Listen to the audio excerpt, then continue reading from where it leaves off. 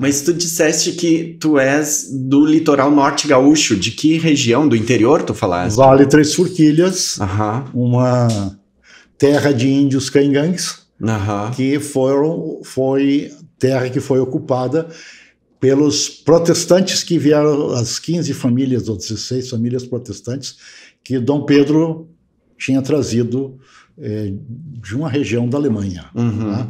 Eles embarcaram em Hamburgo, mas não são de Hamburgo.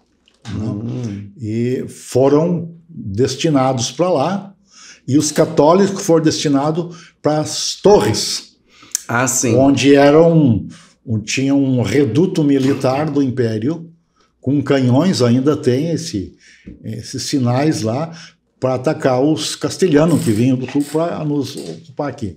Então os católicos foram para Torres, depois deu uma enchente grande, eles foram colocados na colônia São Pedro de Alcântara, porque o Dom Pedro teve por lá. Né?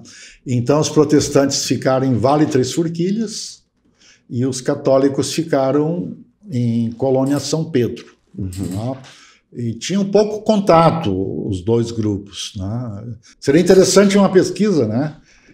Porque foi do mesmo tempo, divididos por religião, protestante e católico, separados. Né?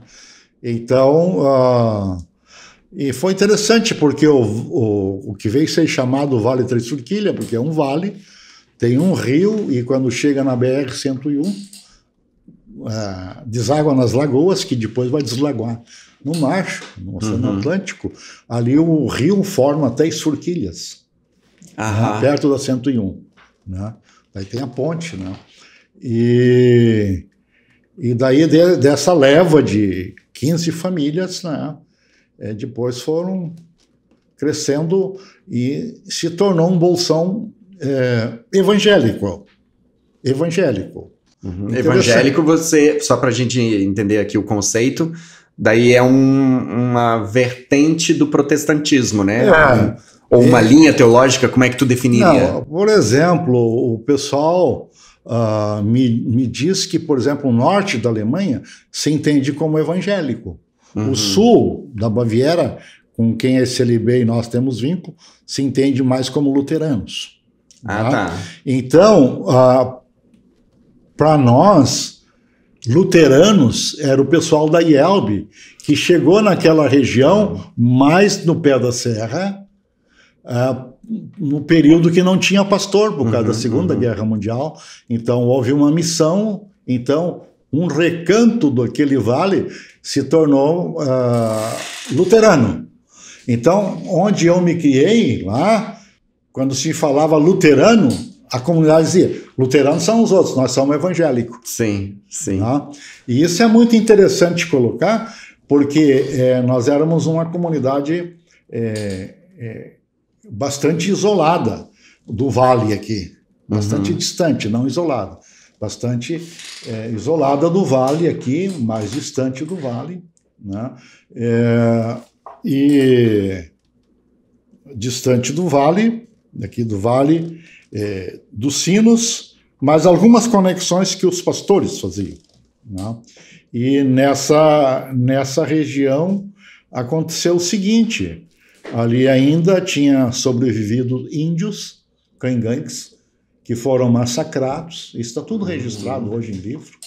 O pastor Hélio Eugênio Miller, que foi pastor lá, depois se tornou capelão militar, ele escreveu todas essas histórias a partir da tradição oral, são 8 livros. O que ele fazia?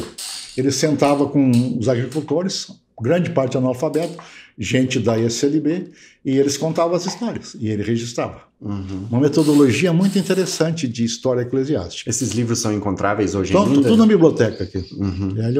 São 8 volumes. Então tem um sobre os pretos na comunidade, os escravos, né? O pastor Fogues, que foi o primeiro pastor no século XVIII, de 30 a 90 do século XIX, né? 19. O pastor Fogues criou uma dinâmica lá que eu hoje batizo assim, quem está na região está na religião. Não interessa. Né?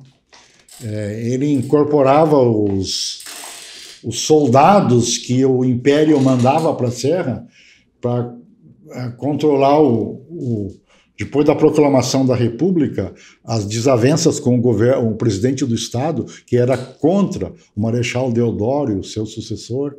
Então tinha escaramuça. Esse pessoal vinha do Ceará como pelotões de soldados do Império, ficavam no alto da serra, faziam investidas para alimentar a tropa, né? E depois, quando terminava o conflito, a maioria desse pessoal ficou lá.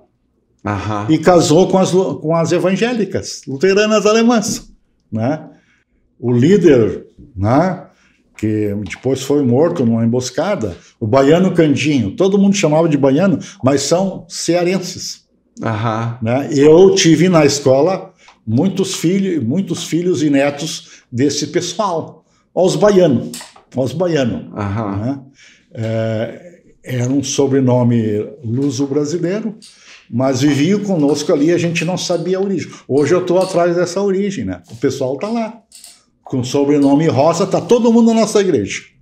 Né? Então, ele sempre incorporou os índios que sobraram, casou com uma bópsia. Né? Tu tem ascendência indígena? Tem.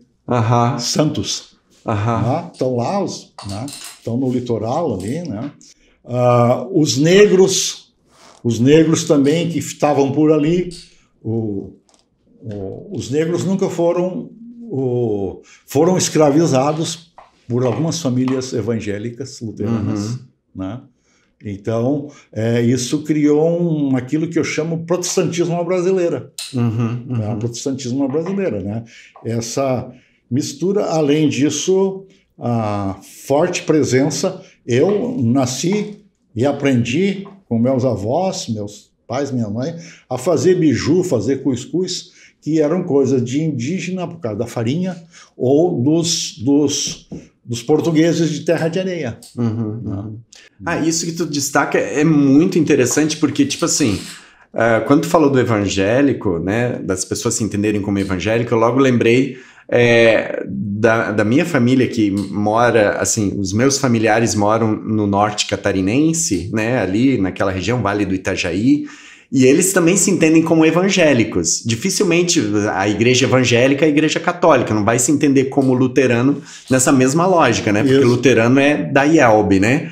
Agora, isso que tu tá falando me chama bastante atenção, porque quando a gente projeta uma imagem sobre quem eventualmente pode ou é luterano ou coisa assim, a gente puxa a referência de uma imigração europeia.